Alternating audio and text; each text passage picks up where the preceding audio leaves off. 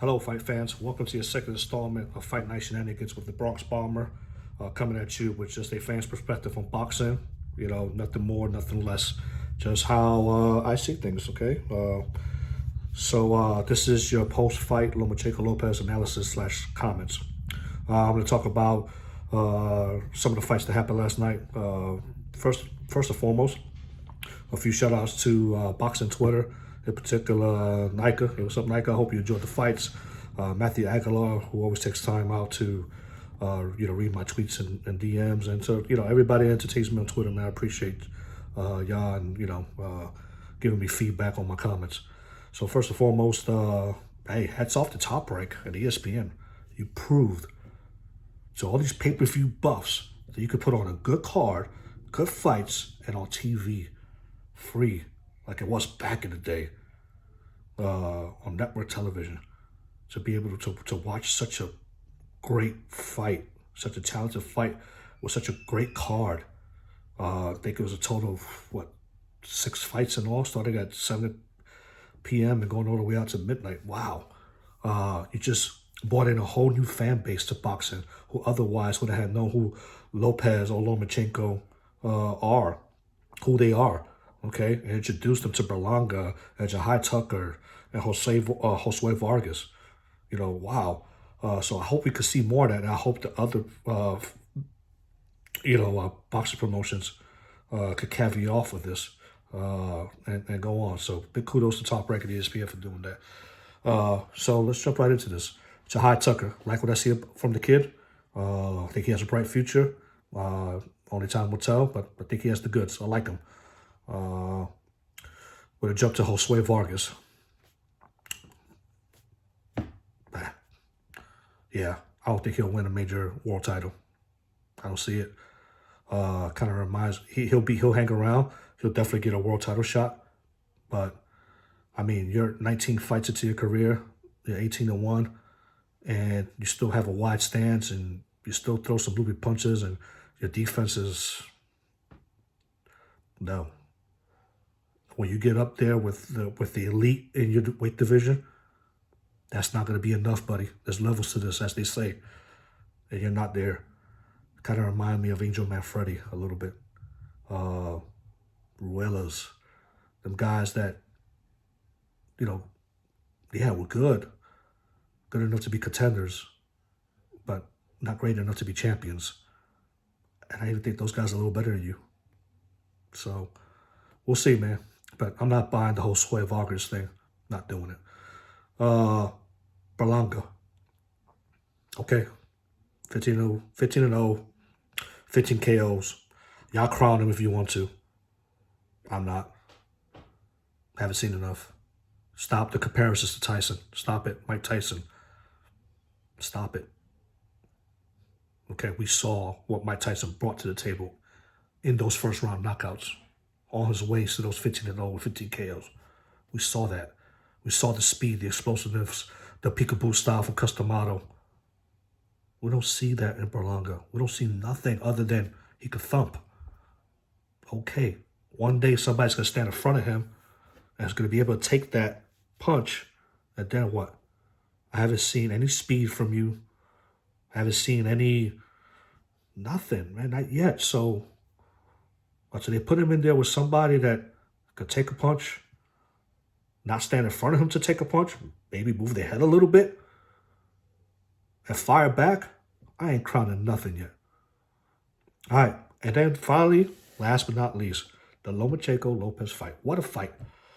If you're a fight fan this morning and you woke up upset for whatever reasons or however the fight played out, or the scorecards or whatever it was, you got a problem.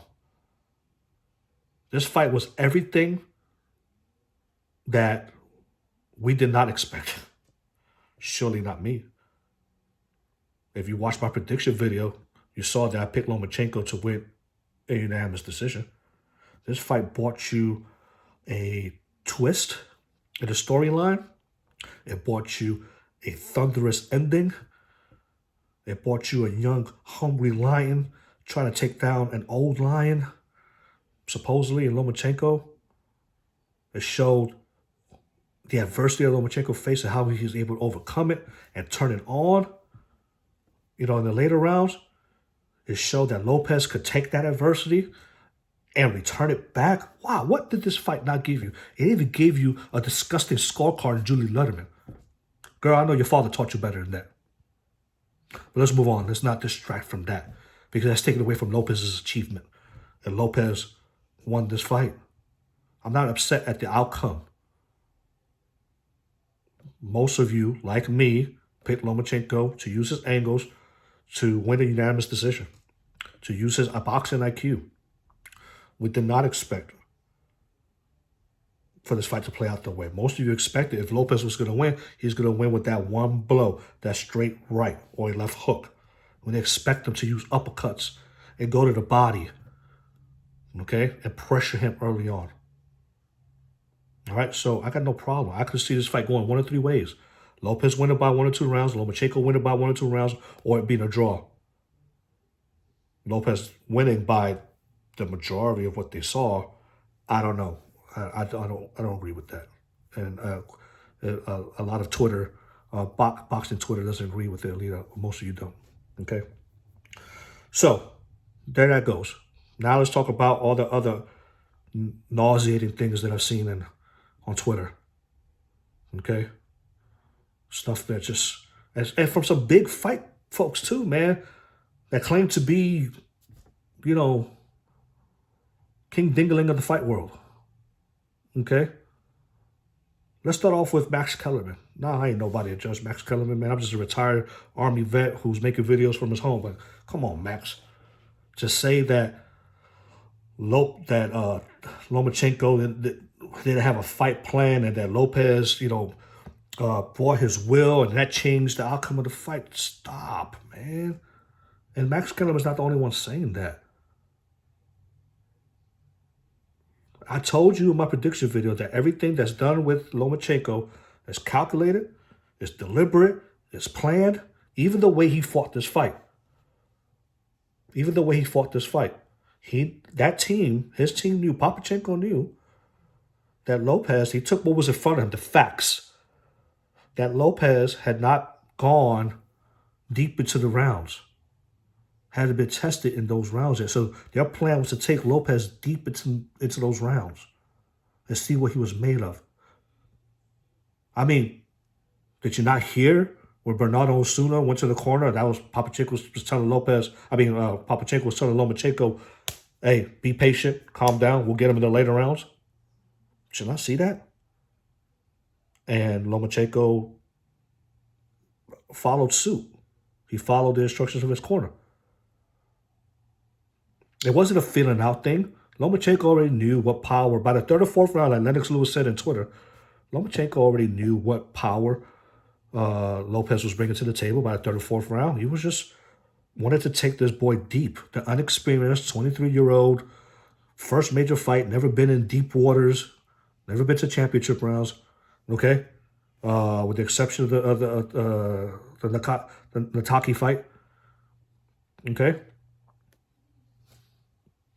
That was the plan. And Lomachenko stuck to it. To no avail, but he stuck to it.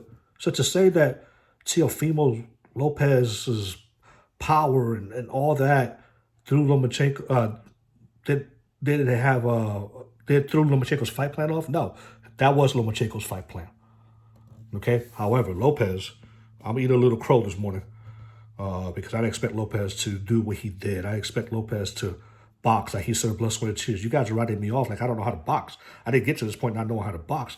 Yeah, but to that point, you were just winning fights with this monstrous, power and explosiveness. But, man, you could box. Take nothing away from you. Hats off. You went to the body and you adjusted and you pressed the fight. You did what you were supposed to do because you know that Lomachenko power comes from punches and bunches and angles. And you were able to take that away from him.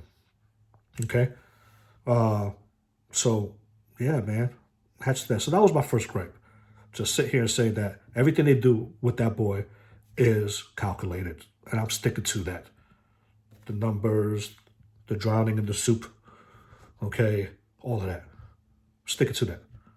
And I'm confident that was their fight plan, was to take him to deep waters, take Lopez into deep waters. because he turned it on in the deep waters.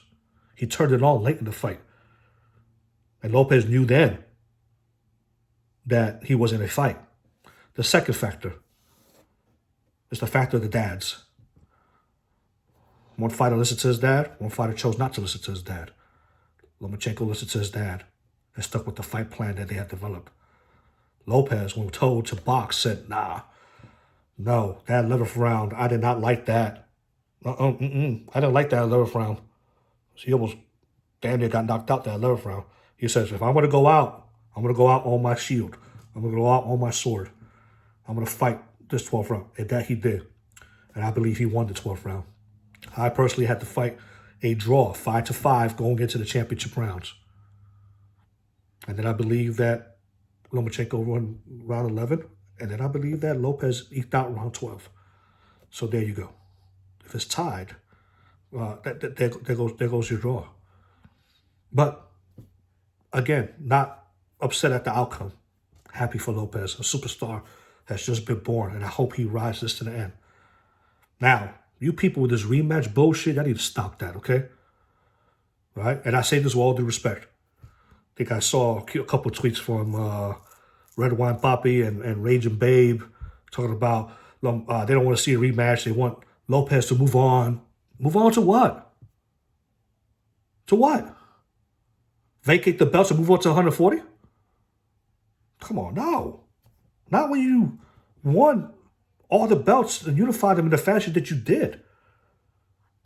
Okay?